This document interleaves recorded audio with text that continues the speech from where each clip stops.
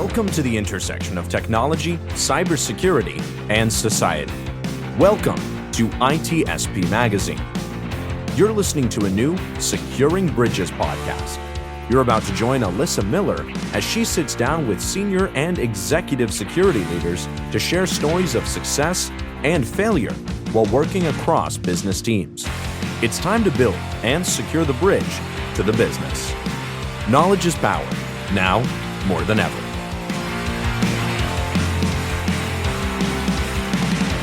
All right, everybody, welcome aboard once again. We are on episode 5, I believe. You'll have to check me if I'm wrong on that, but that's what I think we are. We're back here at Securing Bridges. We are talking about how do we build a better message in security? How do we connect everything that we're trying to do from a cybersecurity perspective back to the business? Because at the end of the day, they're kind of the reason we get paid. So if you haven't checked out any of these episodes so far, welcome aboard. For those of you that have been here before, super glad to have you back. And week 5, we have yet another amazing guest. So I was joking with our next guest before the show about the fact that one of the reasons that I wanted him on is because he will call me on my crap more than anybody, which I love. So that's in addition to being amazingly intelligent and a super awesome person just in the community. Hey, I had to get somebody on here who's going to call me out and tell me when I'm wrong. And that person is none other than Jeff Mann. Hey, Jeff, how are you? I'm doing very well, Alyssa. It's great to be here. Thank you for inviting me to your show. And I'm in a grumpy mood this afternoon anyway, so fair warning. I'll try to be nice, but I'm grumpy about lots of things all the time anyway. And it's not just you. I'll call just about anybody's crap out, and I like to think that people are allowed to call me out on my crap as well. It's I try to be even keeled in that sense, and so yeah, here I am. Turnabout being fair play and all. Yeah, it makes sense. So very cool. Well, so let's start with, there might be like 1 or 2 people out there who haven't heard of you yet. I don't know how. Come on, how do you operate in security and not know who Jeff is? But just in case, can you just start off with a little bit about you? We'd love to understand where your perspectives are coming from, shall we say? Who am I and why am I here?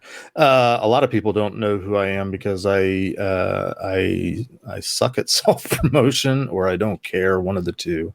And it also depends which segment of this thing that we call the cybersecurity world you play in.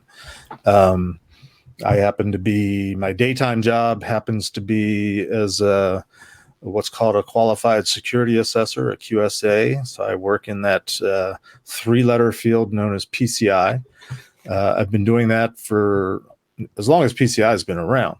But I'm not your average QSA, and that's because I had over 20 years of experience in cybersecurity, and we didn't call it that back then, by the way, before I started doing the whole PCI thing. So I've been in the business almost 40 years. So quickly, who am I? Where do I come from? I'll try to be succinct.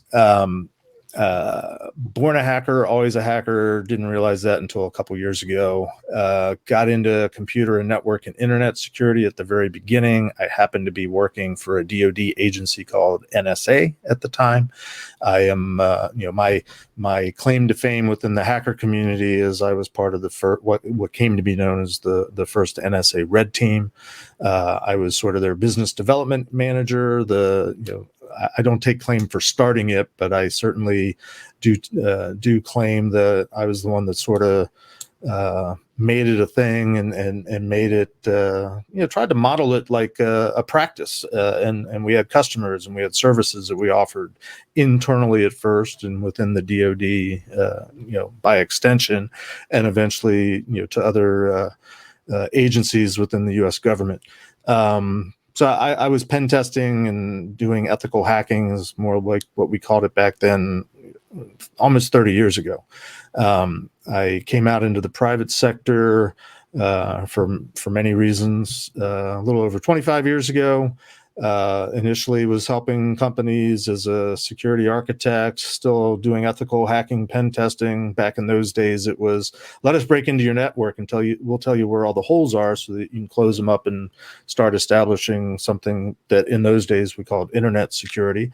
Very much perimeter based, very much based on classic DoD military ideas of defense, which has to do with castles and moats and walls and firewalls and things like that. So I did that for a couple of years. Really got kind of disillusioned with pen testing back around 2003 or so, a little bit before I got involved with PCI, and frustrated with it because I had lots of clients that I would go into every 6 months, do the pen test, and show them what their big issues, egregious here. It was really easy to break into you, and this is why, and find out it wasn't fixed 6 months later, 12 months later, and did a little bit of soul searching and thought, there's got to be a better way. It's not working to just simply say, hey, I got root. I'm back in those days, it was mostly Unix systems.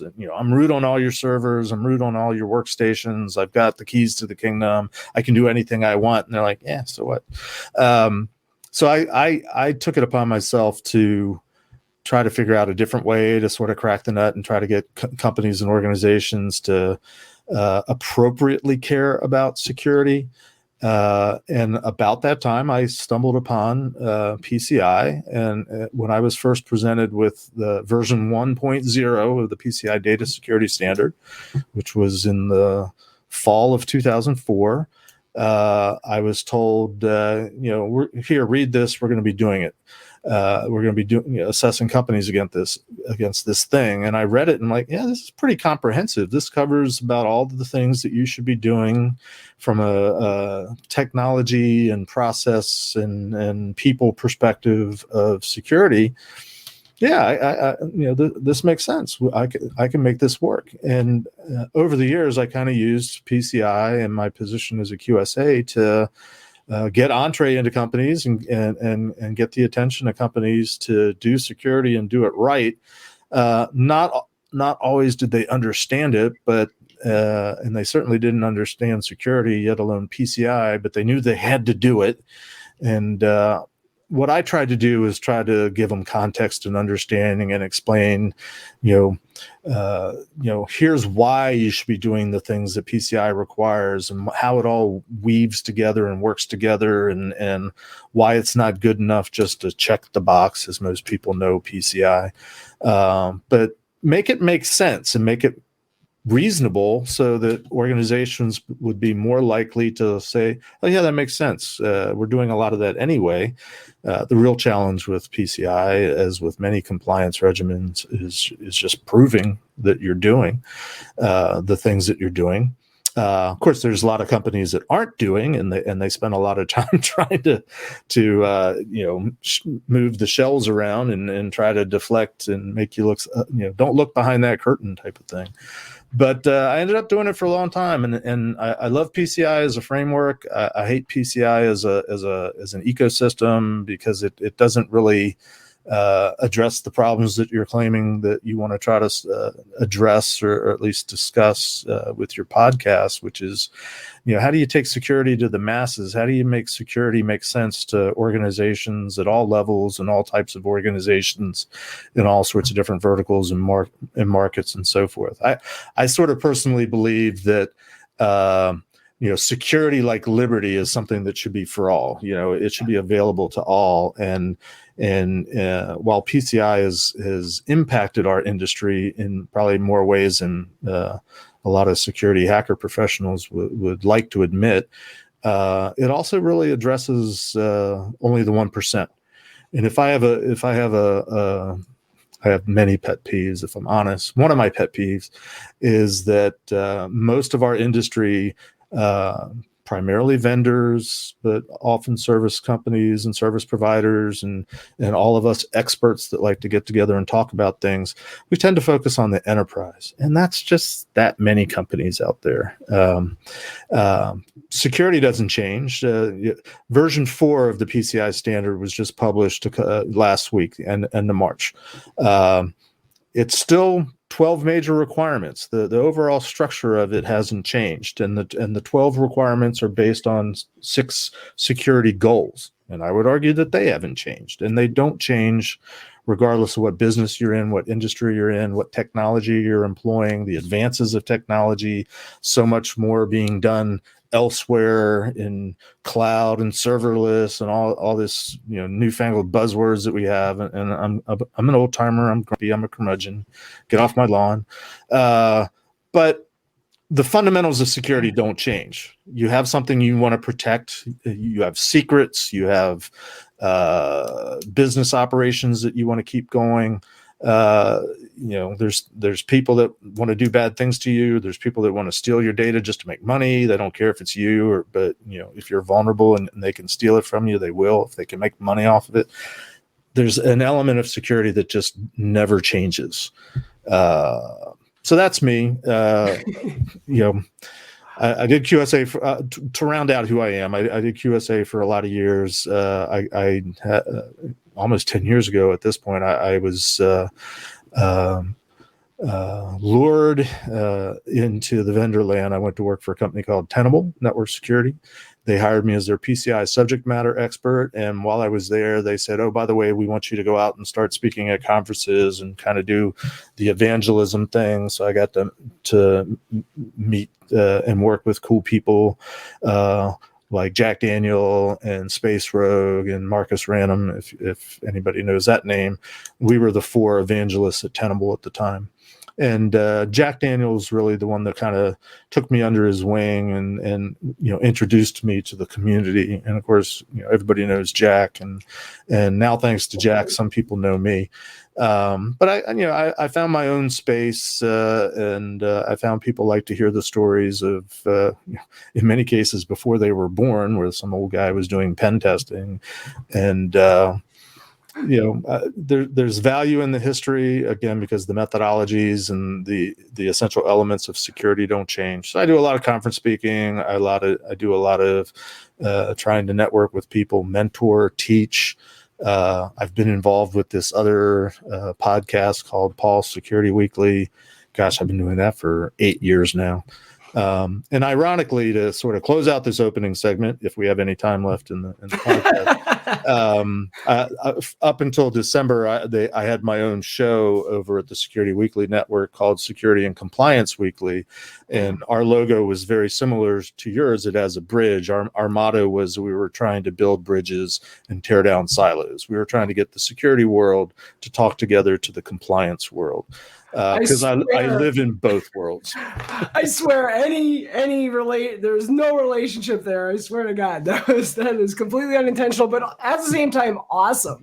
So I mean, I'm like, I'm sitting here, like, so you went from 3-letter agency to 3-letter industry, and yeah, I can't handle much more than 3 letters at a time. I mean, if you haven't seen it all, you've seen a bunch. I feel like you were looking at me too, and you talked about things that were going on before I was born. But I'm a little older than that, but not by much.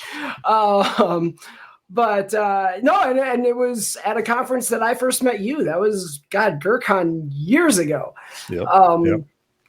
But so you have seen a lot. Right. Yep. And, as we talked about a little bit before the show, I was in financial services when PCI was really starting to become, quote unquote, a thing, and saw the best and worst of it, kind of the way you described.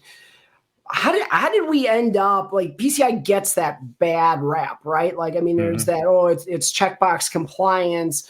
Is that because organizations approached it wrong? Is it because PCI did it wrong? Is it because the vendors who are counted on to be a part of that ecosystem got it wrong? Where do you feel we kind of veered that into? Is that D or E? All of the above. Well, I think it's a couple things, and at some level, it's not unique to PCI. I see a big difference between PCI and other compliance standards, but for the benefit of our listening audience, we can lump it together for at least a little while. I see things more from I started in the DoD working for an organization where our actual business was information security.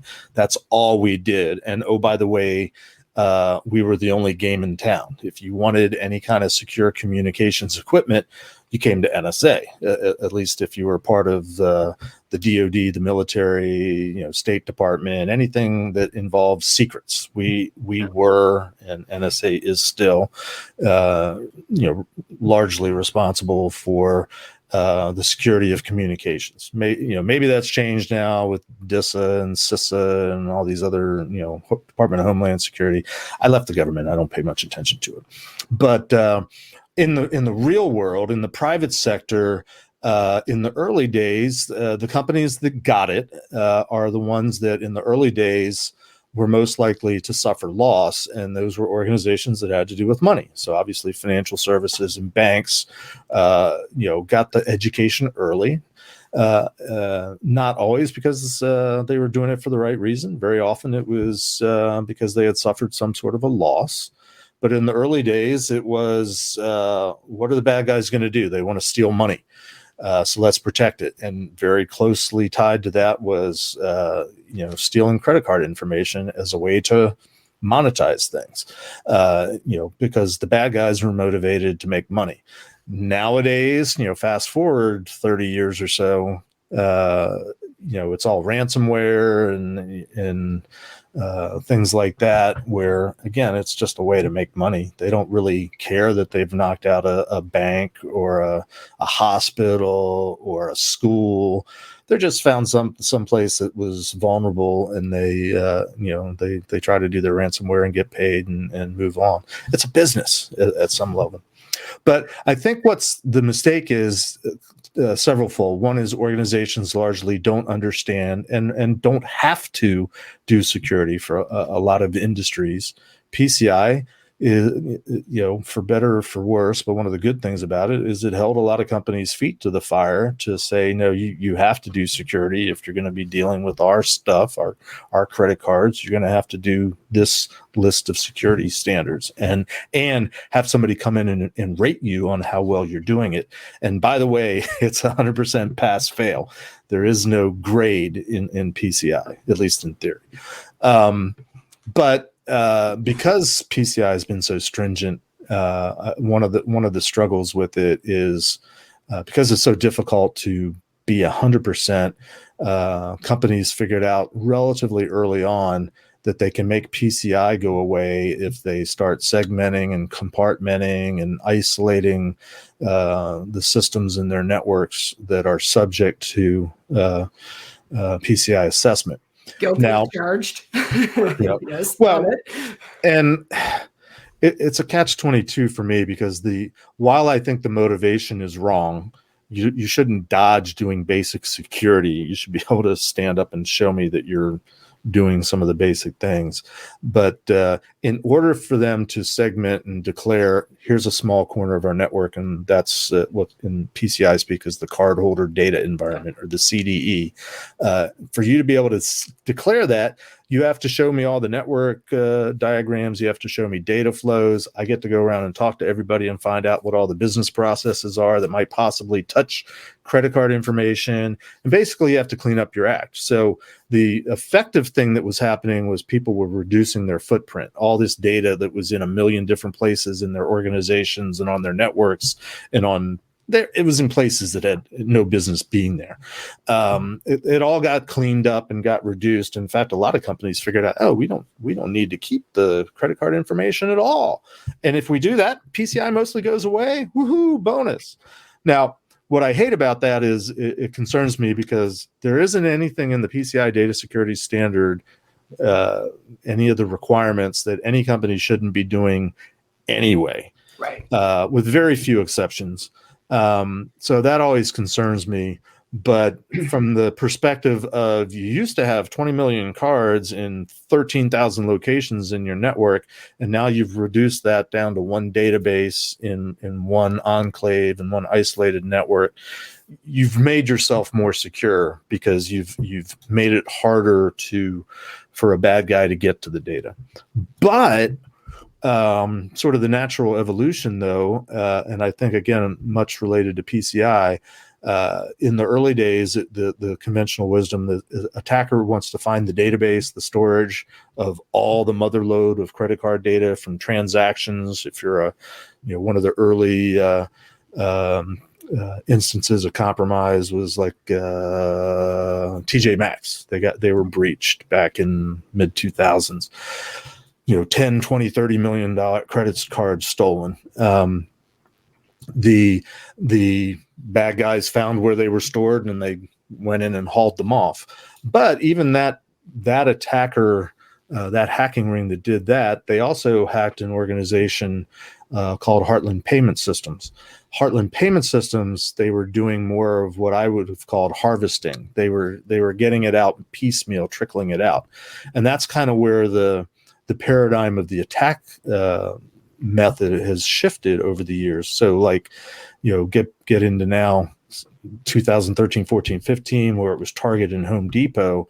They weren't finding the mother lode. They were installing malware that was picking off the cards one at a time at the cash registers as the transactions were happening, and compiling them and then dumping them out, or they were, exfiltrating them a little bit at a time. That's a very different paradigm, and that's a very different thing that's harder to detect in terms of hacker activity or breach activity. And we struggle to keep up, I think, with the paradigms, the attack methodologies. So fast forward today, we're struggling as a society to keep up with ransomware because so many companies are being hit by organizations, I should say, are being hit by ransomware that have been largely ignored by the industry because there's no money in it for them, because they don't have the budgets, because they're not enterprise, they're not financial services, they're not the banks, they're not insurance companies. They don't have these huge budgets. They're not the big retailers to do all the security things and buy all the products. They're municipalities. They're struggling banks, hospitals, medical centers, and stuff like that, where there's no budget, so there's no security. I'm generalizing, and there's really nobody that wants to go after that segment of the world and try to help them, because nobody's benevolent. Nobody wants to do it. At the end of the day, we're all in this to make money, right? I mean, we work for a company and we're for profit, so we have to make a business. I can't tell you how many times I've heard, "Yeah, I agree with what you're saying, Jeff, but there's no money in it, so we're not interested." No, it's legit. I mean, it did spin up some new business, right? I mean, we've now got these payment concentrators who, take on and proxy a lot of that payment activity for those small companies. So here, you don't have to get PCI compliant because you just farm off all your card transactions to us. We'll maintain compliance and you just pay us a fee to do that.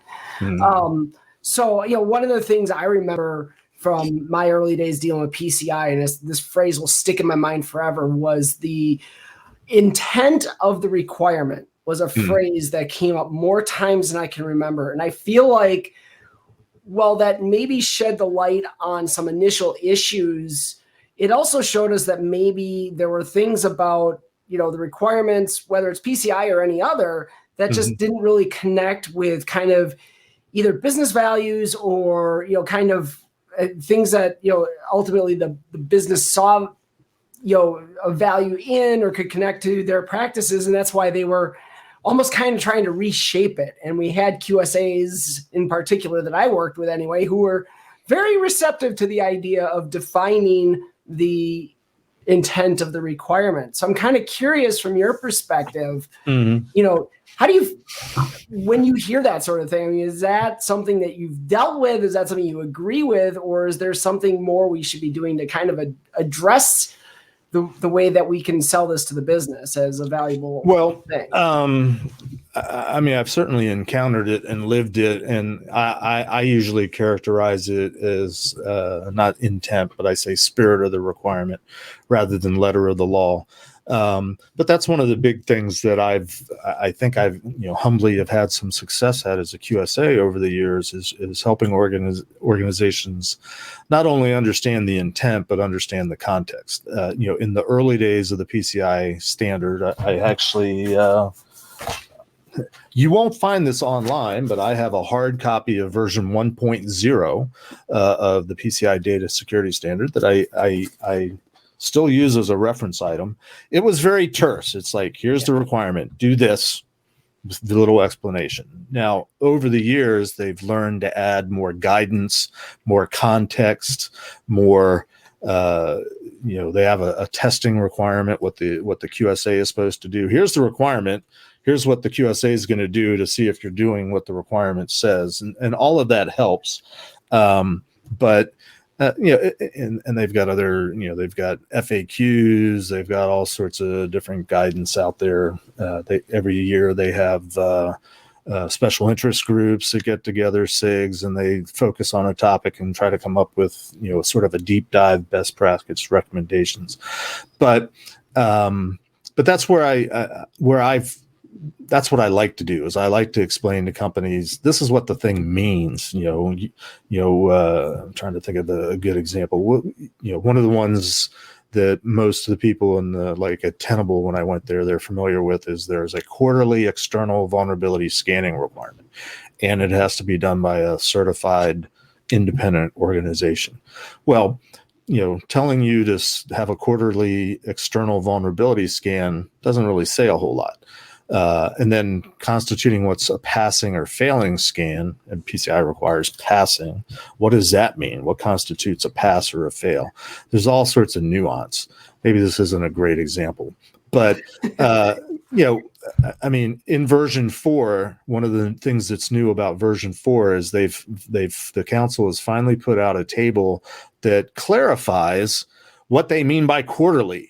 Because we've had, I don't know if you've experienced it, I've experienced it over the years. Well, does quarterly mean once within a quarter? So I could scan on January 1st and then again on June 30th, but I've got a scan in Q1 and a scan in Q2, but effectively you haven't scanned anything in 6 months. They've tightened up the definitions to try to say, no, we really mean like once every 90 days at least. And of course, many organizations, from an internal perspective, scan daily, weekly, sometimes hourly. Of course, the vendors these days have continuous scanning turned on. So, technology has sort of evolved maybe a little bit ahead of the requirement. But the intention is, and this is, I think, important. Most people think the intent of a vulnerability scan is to find vulnerabilities. And I say, no, that's not exactly. Yes, to some degree. But the vulnerability scan, the way it's placed in the middle of the PCI data security standard, which is all the way down in requirement 11, it's really supposed to be a safety net. It's supposed to make sure that all these other things that you're doing, hardening systems, configuring your systems, patching your systems, knowing what your systems are, keeping an inventory, checking network flow, access controls, file integrity monitoring, intrusion detection, all these other things. And then you do a vulnerability scan just as a safety check to see what's fallen through the cracks. That's, to me, what it's about. And maybe that's subjective, but that's the nuance that's more than just simply, go find vulnerabilities. Now, extend that to pen testing and the annual pen testing requirement, and that's triggering. Maybe we shouldn't go there. I hear that. But you bring up, and this is like a crucial point, and I love this because it is the truth, right? I mean, your vulnerability management in general really is meant to be a validation, vulnerability scanning is meant to be a validation of what should be a comprehensive vulnerability management program that includes your patching program, what are you doing within your development pipelines, things like that are meant to be keeping those vulnerabilities from ever showing up anywhere. And the scanning, the pen testing, whatever it is, should be just your validation of that fact.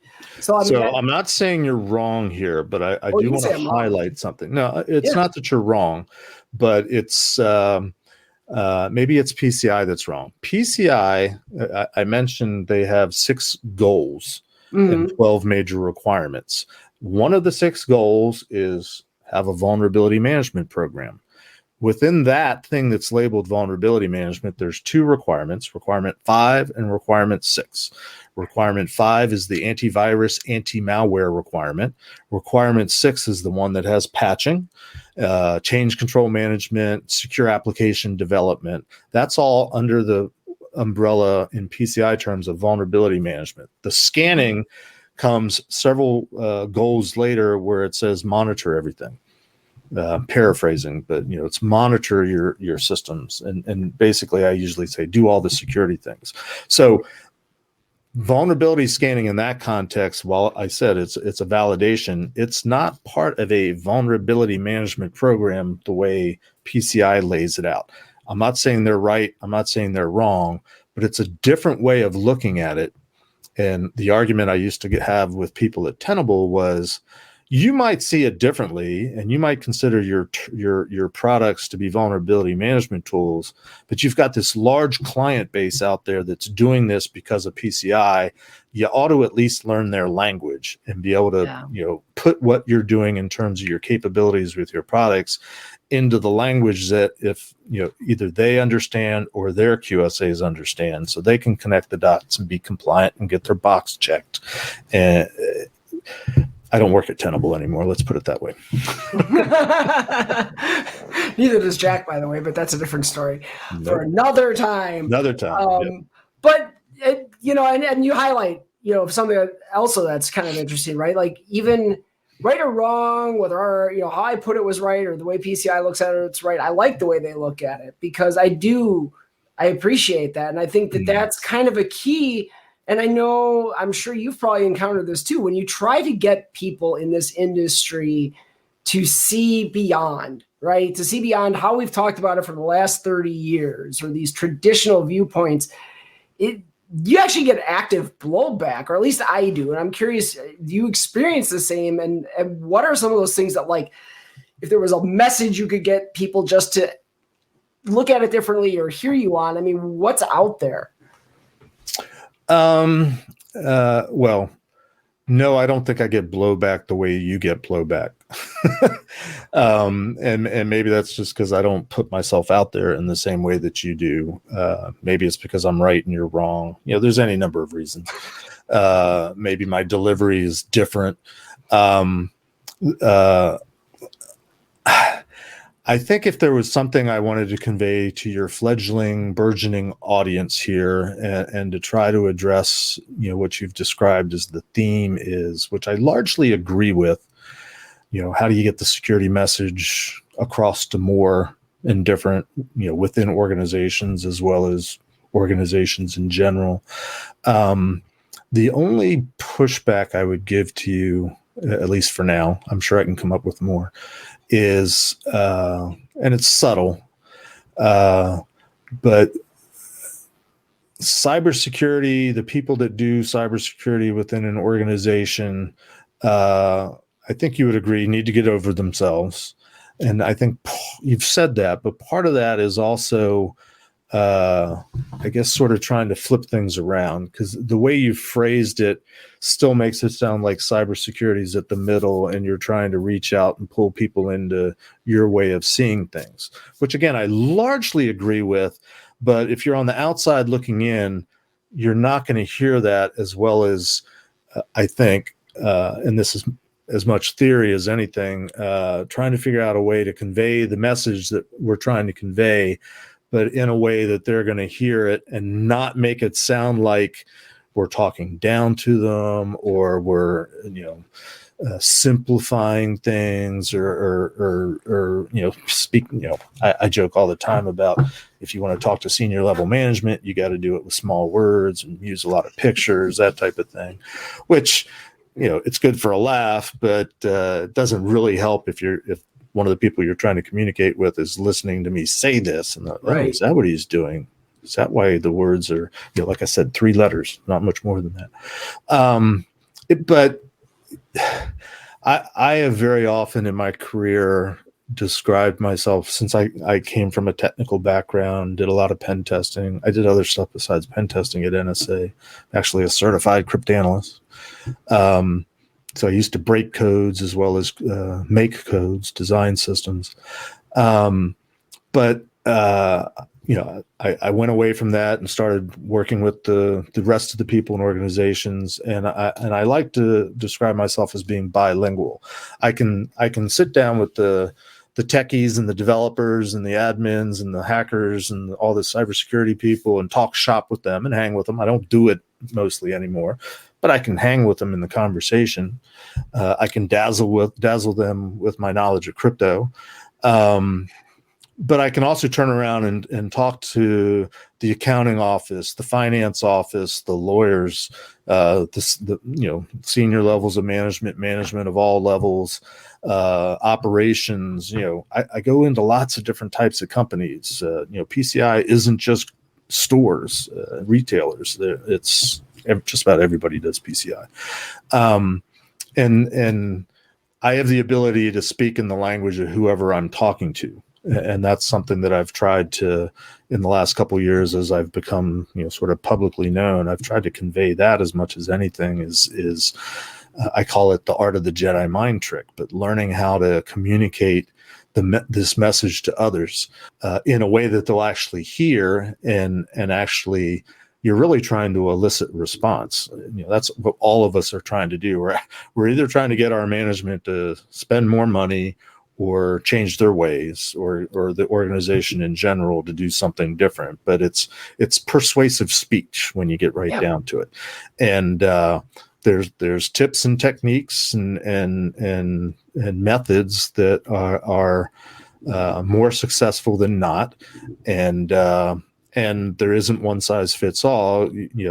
Where I am probably, I'm not expert, I'm just more experienced. I've done a lot of practicing because I meet lots of different people and I have to adapt the message to them based on what I'm learning from them and reading from them. In fact, one of the most important points or elements of effective communicating, I believe, is listening, active listening. And listening involves more than just hearing, it's watching. Of course, I'm old, where I actually used to talk to people in person. I'm still trying to figure out how to translate active listening into social media, and there's this whole language of emoticons and emojis and everything, and I don't know if I'll ever get there. But people will say, and they'll rattle off 3 or 4 different emoticons, and that's supposed to mean something. I don't get that, but what I do get is learning how to read people, and I just have lots and lots of different types of methods, and try one, works, great, move on. Doesn't work, try something else. Doesn't work, try something else. Doesn't work, try something else.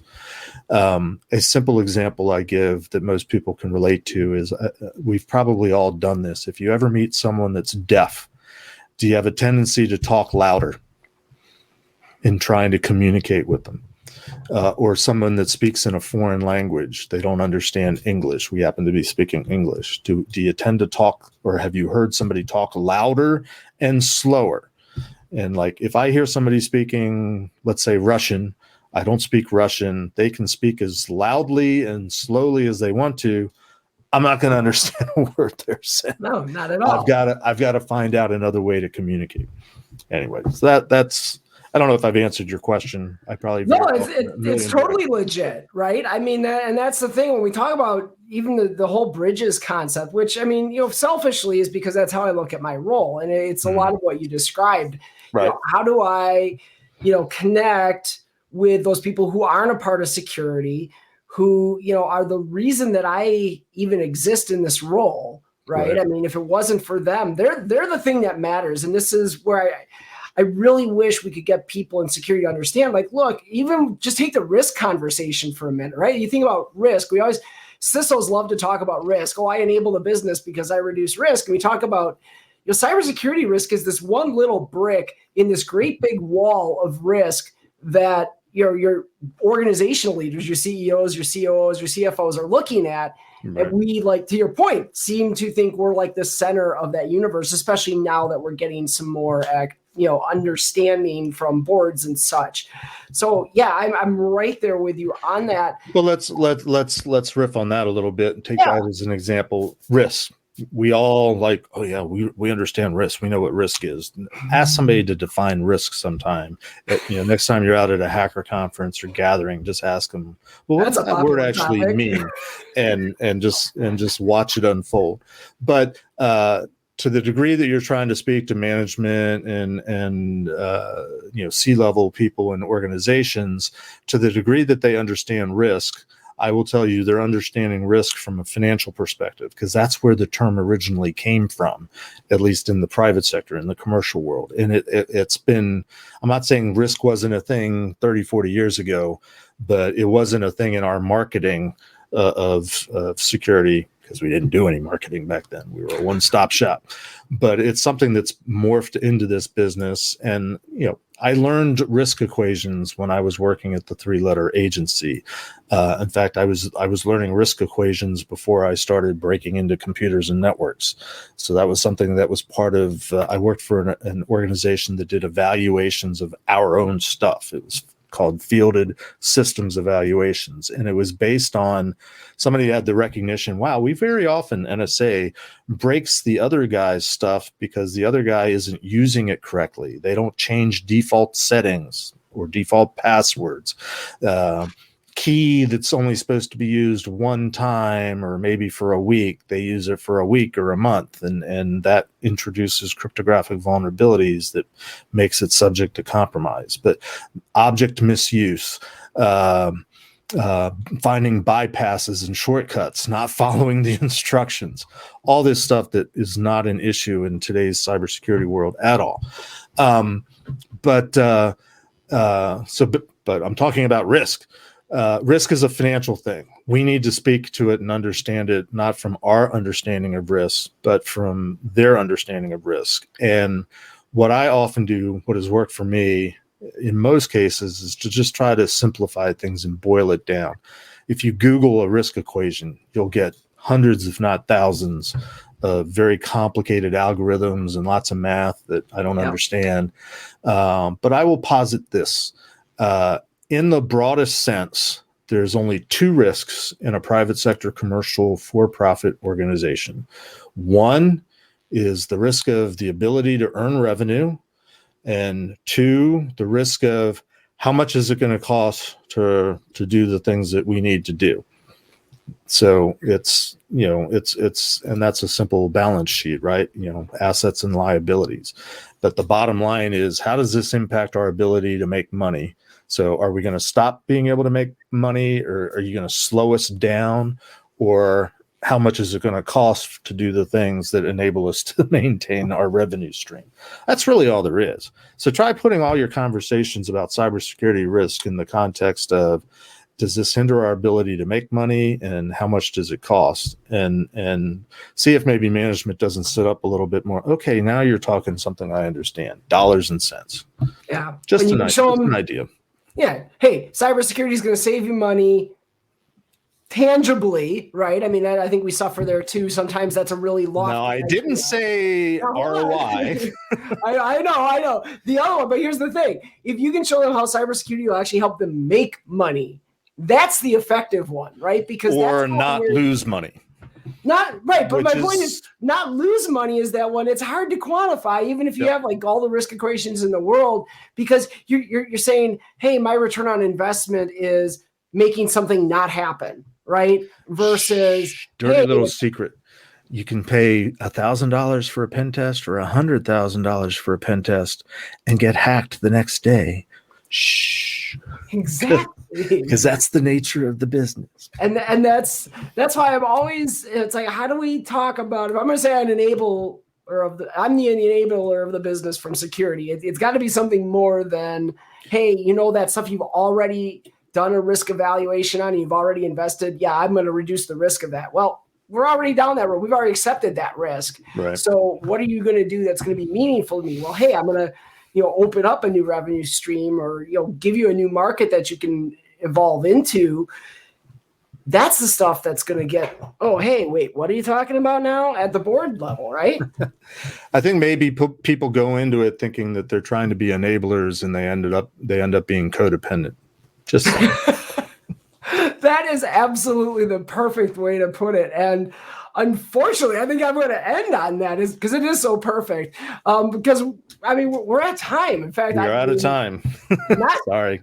Not surprisingly, I feel like we could go on for hours on this, and we probably will at some point. I'm sure we'll meet up at some conference and probably revisit some of this, and you'll tell me how insane I am, and I'll say, no, Jeff, you're wrong, but that's all right.